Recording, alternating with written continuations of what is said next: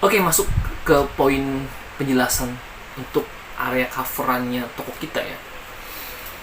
Untuk area front view-nya, tampak depannya, itu toko kita, itu dari depan saja sudah salah fatal.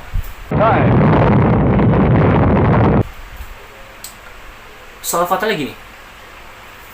Sebelum masuk penjelasan, gue pengen siapapun yang mendengar video ini dan lu menganalisa apa yang gue omongin, lu jangan pernah menganggap diri lu adalah karyawan perusahaan Mr. Big ini. Lu jangan menganggap lu jadi karyawan dari perusahaan itu. Jangan menganggap lu bekerja di perusahaan itu dan lu bagian dari itu dan lu tahu informasi tentang apapun di perusahaan itu. Jangan. Tapi mindset di otak lu adalah, mindset di pikiran lu adalah, lu harus menjadi pure konsumen yang benar-benar nggak tahu akan perusahaan toko itu, bergerak di bidang apa produk itu. Yang lo tahu adalah gue pengen belanja, gue konsumen biasa, gue pengen belanja di toko itu kebutuhan yang gue pengen beli. Jadi gue nggak tahu menau tuh apa-apa. Nah, dari situ kalau lo udah punya pemikiran seperti itu, lo akan menjadi pure konsumen sejati. Nah, sekarang logikanya gini, kenapa gue bilang dari depan, area depan tuh udah salah gini. Pernah gak ada yang mengkaji? Kalau gue, jujur ya, gue kalau jadi orang surveyor, gue akan mengklasifikasikan untuk area yang mau gue punya, mau usaha bidang bisnis, gue harus adanya namanya survei ke lokasi. Gue harus tahu itu target market gue tuh apa sih gitu loh. Terus target orang-orang yang bakal gue ambil tuh apa gitu loh.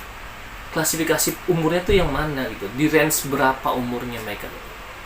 Terus mereka itu rata-rata traffic itu tuh apakah mereka pejalan kaki atau pengendara atau apa. Itu kalau gue waktu belajar di kuliah, waktu gue kuliah teknik sipil, gue belajar lalu lintas juga. Gue mengetahui namanya volume lalu lintas. Itu mengetahui berapa aktivitas volume lalu lintas dari titik yang gue ambil survei itu, dan sehingga gue tahu berapa besarnya volume lalu lintas itu sebagai berapa padatnya dan berapa orang yang lalu lalang di situ. Itu bisa lo pergunakan untuk sebagai bahan indikator lo untuk melihat target market lo tuh apa di situ toko itu. Dan afraid ya, 80% konsumen toko kita adalah pengendara. Bahwa itu pengendara sepeda motor, mobil, atau kendaraan berat lainnya. 80%. Dan 20% adalah yang konsumen yang dekat di area kita. Oh, katanya nggak mungkin lah, kan kita ada perumahan depannya. Lu kalau ada perumahan di depan, dari rumah lu ke toko kita, lu naik motor kan?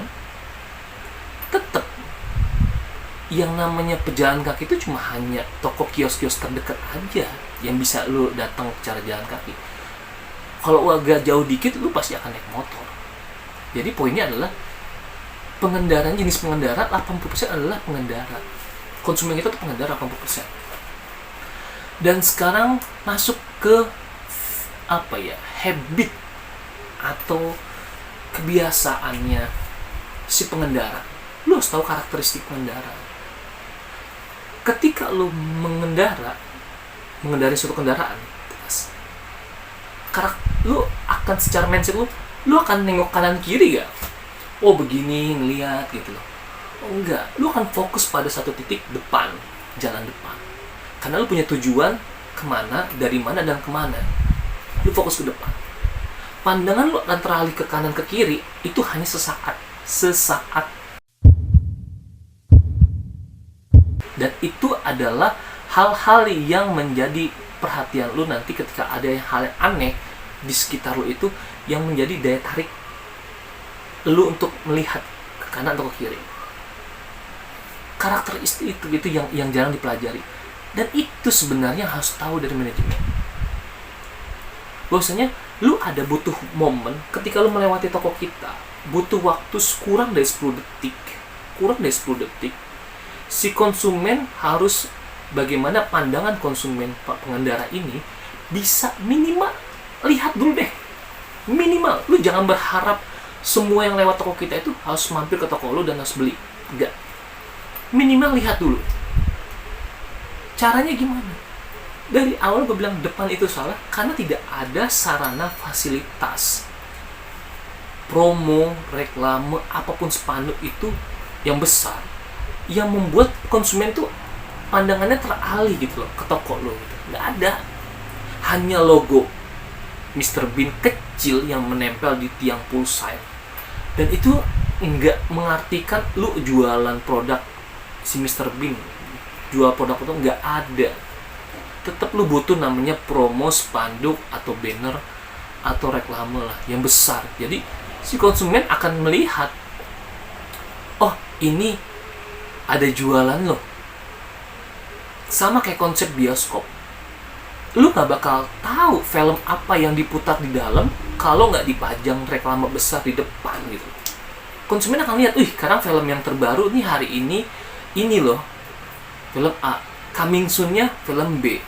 Jadi sudah termindset sama orang, siapa konsumen yang lewat itu, lu harus ambil karakter itu gitu. Jadi kesalahan pertama di area depan adalah tidak ada sarana promosi, banner, spanduk, reklame tidak ada. Dan itu segera lu buat, lu pasang. Dan toko-toko advance kenapa lebih dominan, lebih tinggi? Karena mereka punya sarana itu. Itu yang pertama. Yang kedua, lu nyiapin sitting area. Bagus, itu sangat bagus. Dan menurut gua memang setiap toko-toko Mr. Bean ini, ya lu harus ada sitting area. Kalau bilang harus, karena lu nggak bisa sistem take away, lu bukan drive thru yang hanya lintas, nggak bisa. Tetap terkadang konsumen ada yang mau beli, yang nggak mau makan di rumah, kadang harus makan di tempat. Apa dia sebagai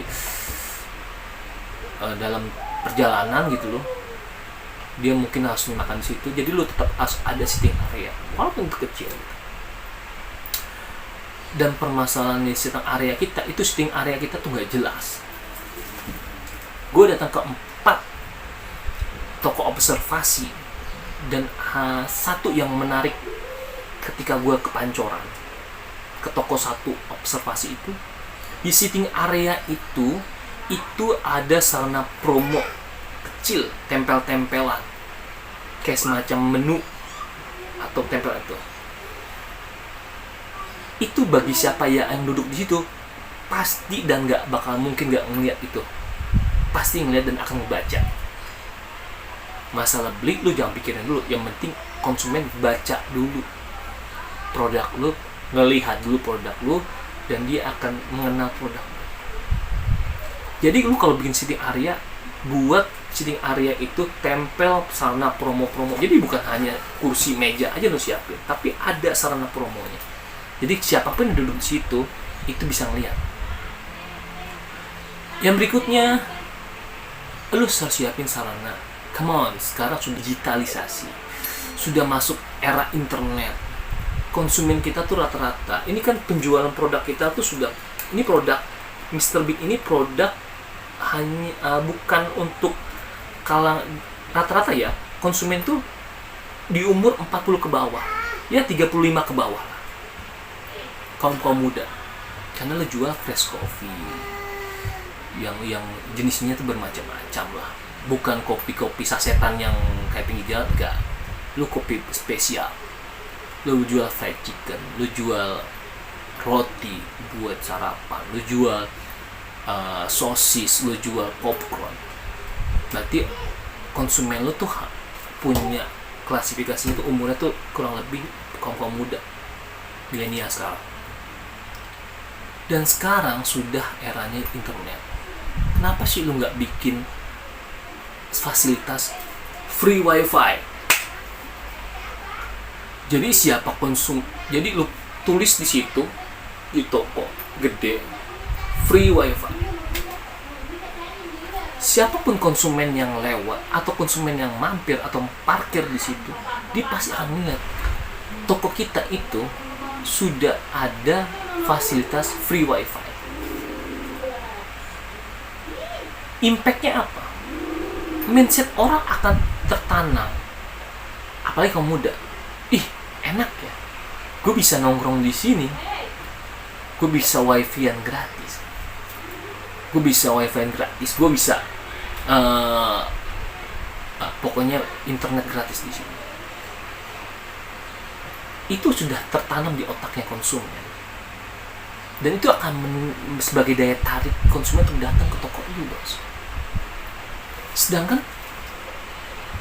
lu takut nanti, gue bisa aja nanti kalau bikin fasilitas itu, gue jebol dong kuota internet toko gue. Nanti gue bisa loss gitu. Come on. Jangan suatu ide itu lu patahkan gitu. Tapi lu cari solusi gimana nge-backup. Lu bikin rule, lu bikin aturan-aturan mainnya untuk mendapatkan free wifi itu gimana aturannya. Apakah setiap pembelanjaan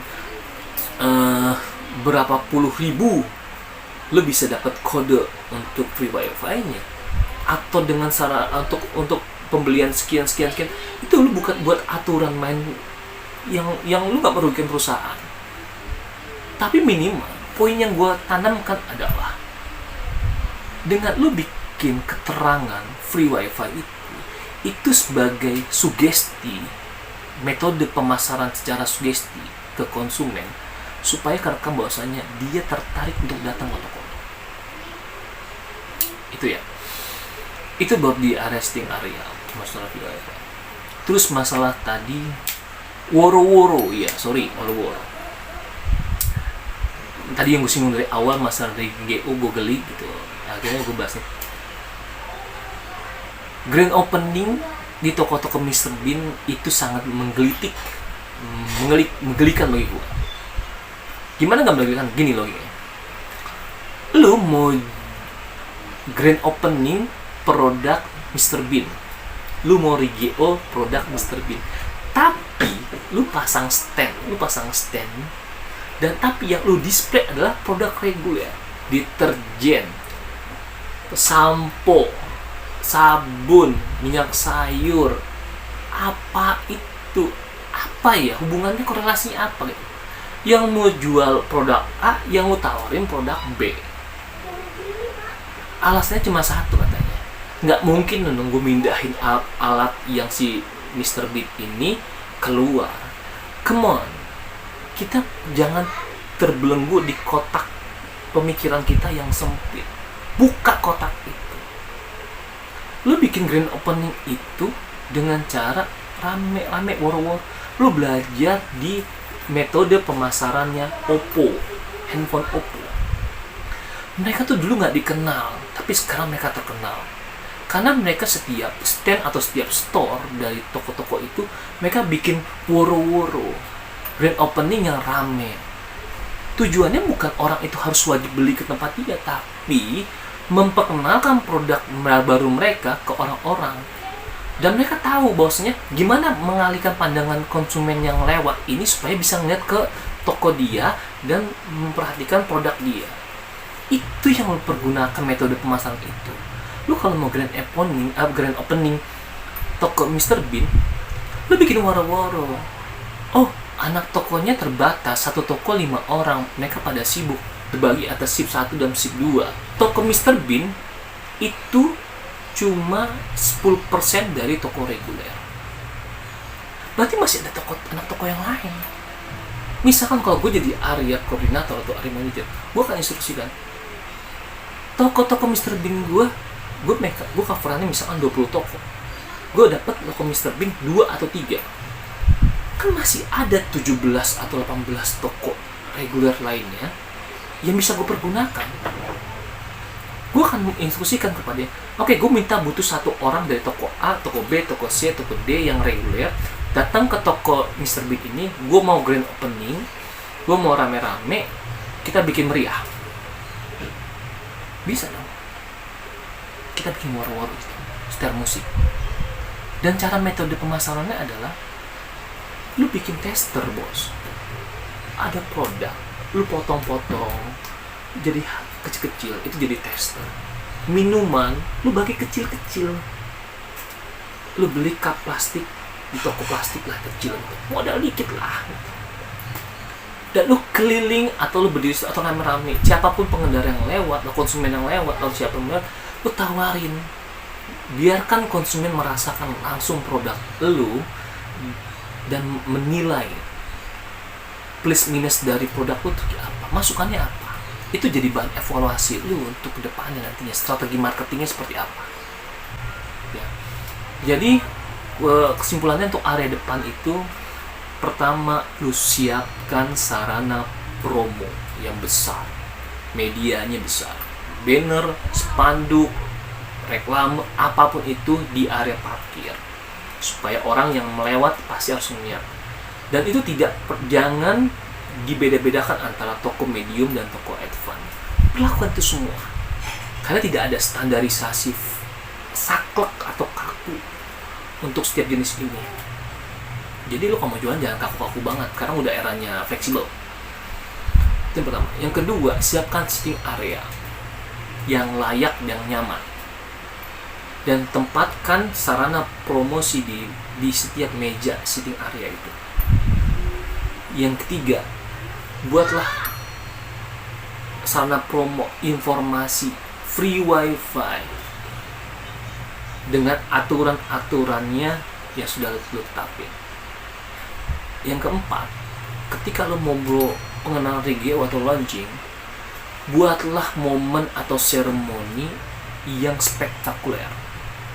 Yang tadi gue jelasin tadi, yang war-war tadi. 4 itu deh lo bikin di area depan. Mungkin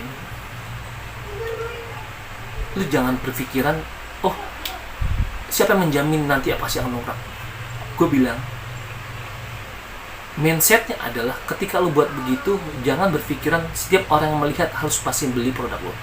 Tapi butuh waktu untuk merubah mindset orang-orang, konsumen, untuk merubah mindsetnya yang tadinya wajah perusahaan lo A, sekarang sudah beralih ke AB. Ada B-nya nih. Jadi sudah bagaimana merubah mindsetnya itu. Kenapa gue bilang gitu? Sebelum gue masuk ke step berikutnya, logikanya gini bos, lu kalau mau makan fried chicken yang enak, lu mau kemana? Pasti tujuan lu adalah KFC atau McD. Lu kalau mau makan burger, lu pasti kemana? Ke McD. Pernah gak lu berpikir untuk ke Solaria? Pernah gak lu berpikir untuk ke Teko untuk makan burger? Enggak, pasti ke McD. Lu mau makan pizza, pasti di Pizza Hut atau ke Domino atau yang lain. Nggak pernah kan lu ke McD atau KFC. Bisa jadi kan mereka bisa aja bikin kayak gitu, tapi pasti mindset lo, karena mereka sudah menanamkan mindset ke konsumen, ke masyarakat, bahwasanya itulah wajah mereka.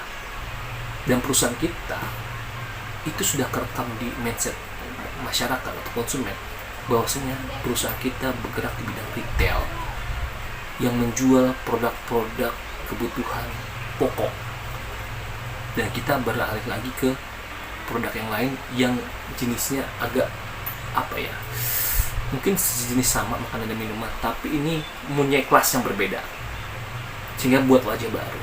Jadi jangan berpikiran masukan yang gue berikan ini adalah lu bakal harus ngeliat jangka pendeknya kelihatan apa enggak. Ini bicara adalah jangka panjang. Ini merubah mindset dulu. Hasilnya nanti akan dapat nanti ketika lu udah proses berapa tahap, sudah masyarakat sudah termindset di otak mereka, itu bakal kelihatan hasilnya. Oke, sekian dari gua. Assalamualaikum warahmatullahi wabarakatuh.